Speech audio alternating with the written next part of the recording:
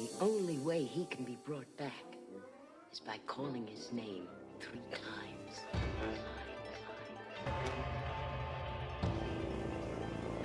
Beetlejuice. Beetlejuice. Beetlejuice. It's showtime.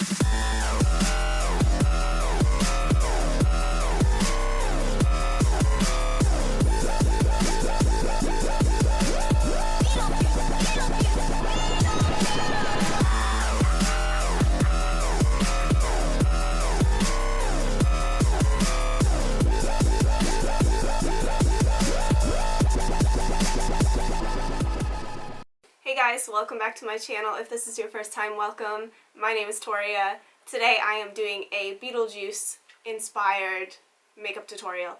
This is what I am going to do for Halloween this weekend. I had planned to be Beetlejuice since, I don't know, for like maybe 4 months, and I'm so surprised to see how many people did Beetlejuice looks this year. It made me so excited and gave me so much inspiration for this look. Sarah MCG Beauty, I think is what her name is on Instagram. I love her photos so much. She did a really awesome Beetlejuice makeup, and I've seen a ton of other ones, but I can't think of who exactly did them right now. But this is what I came up with. I wanted to do a little bit more of like a skeleton Beetlejuice, like a skull Beetlejuice. Like, I know he's already dead, but I thought it would be really cool to like incorporate like the skull mouth, and then like, you know, we got the gouged out cheeks and everything. So I'm really excited with how it came out. I absolutely cannot wait for Halloween now, because I had no idea what I was doing until I sat down and just put it all together today. So if you guys want to see how I got this look, just keep on watching. Starting out with foundation today, I want to be pale AF. I'm already pretty pale because I haven't self-tanned in probably a week, just because I knew that I wanted to be pale for my costume this weekend. So I'm using the shade 0.5, which is the lightest foundation I have in the Urban Decay Naked Skin foundation, and I'm just applying that all over my skin using a damp beauty blender sponge. And I'm going quite thick with this, yet again, just like my last tutorial, because I want it to look very opaque. This is my favorite way of creating like ghostly / undead skin, because the foundation just sits on your skin better and lasts longer, but you can use white face paint if you want to. When I'm going for that ghostly look, I like to use a gray toned contour, which the Fawn Contour Concealer Stick, Foundation Stick by Anastasia Beverly Hills works perfectly for that. I'm applying it pretty thick this time. In my last video I applied a very thin line. It kind of disappeared when I blended it out, but this amount was actually perfect. So I applied it to just under my cheekbones and followed the natural contours of my cheek and extended that a little bit more so it would be more dramatic. And then I applied a little bit on my temples and forehead, down the sides of my nose, and a little bit on my neck to emphasize the sunken in areas.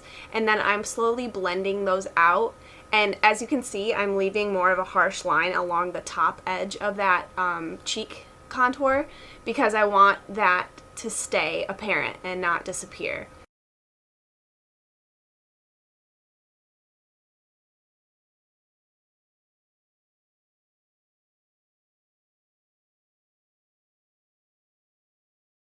After that, I did end up correcting my under eye circles, which I didn't end up needing to do. I wasn't sure how far I was bringing down my eyeshadow, but really you don't need to conceal directly under your eyes. And then I also used the fair shade of the concealer and highlighted the center portions of my face just to add more drama and create more structure to the skin.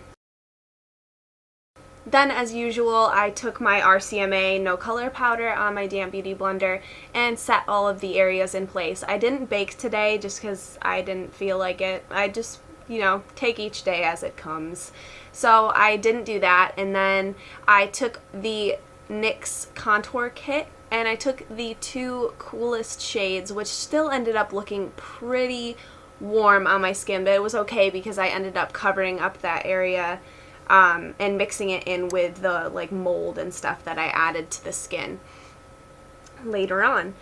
And so I took a flat definer brush and took the darkest color and just went along that contour and then started to blend that downward. And then I took a fluffy brush,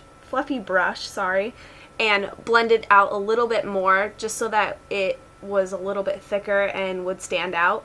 And then I took a blush brush and the lighter shade that I pointed out, and then just finished blending it down into the rest of my cheek so that it all followed a very natural gradient. And then of course went over my temple areas and also my nose and my neck. Any place that you use the cream contour, you use the powder.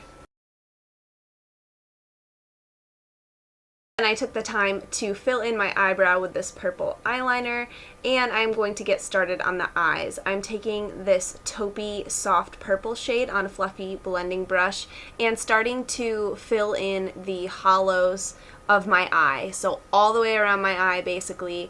If you watched my last video, this is basically the same exact thing that I did for that one, just a little bit more structured.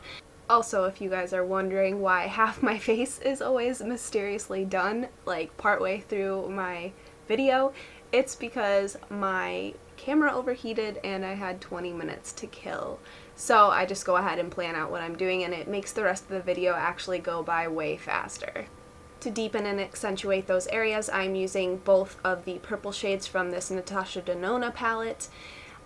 I did not realize that I have almost no purple eyeshadows. It's so crazy. At least no purple matte eyeshadows.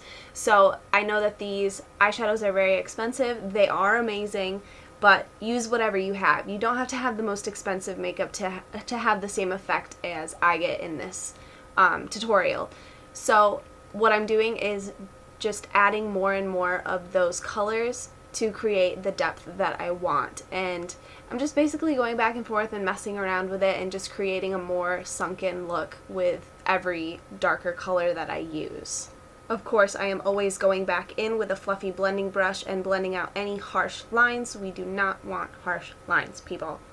And then I'm going to take this mint green color and put like an accentuation on the inner part of my brow and bring it up into my actual brow hairs. This just added a little bit of interest to the look. There's no other real reason for it. And then I'm going to go ahead and highlight my face using Lucky Clover. I'm going to highlight my brow bone and my cheekbone and my cupid's bow.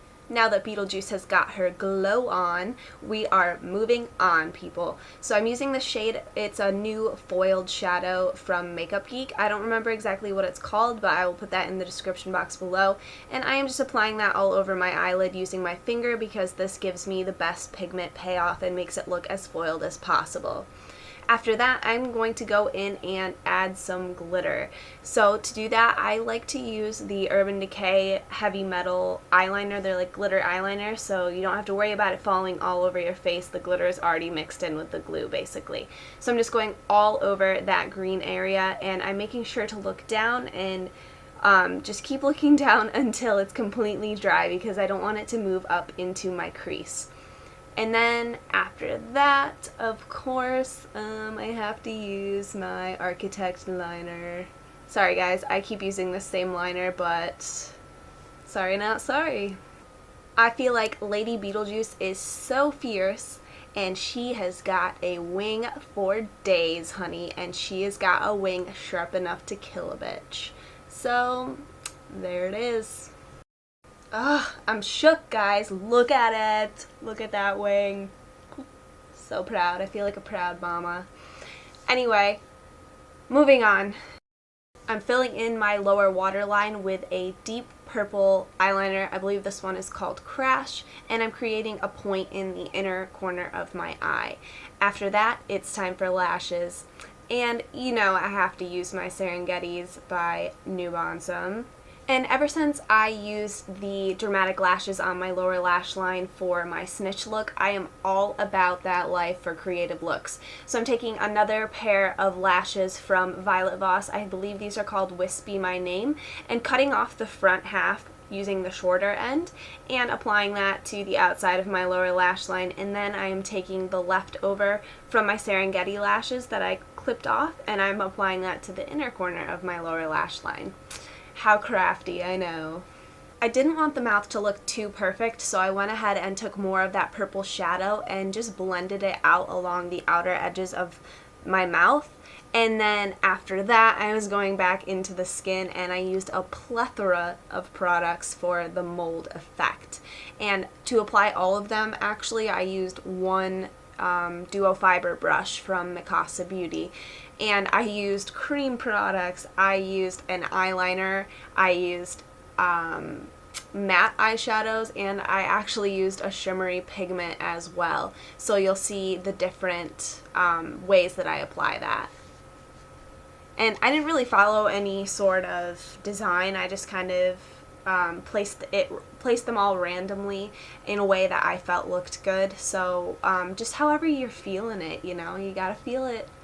So Beauty Bakerie made the most perfect purple metallic liquid lipstick ever, and it was just so perfect for this look, so I absolutely had to use it. I don't know the name of it, but I'll put it down in the description box below.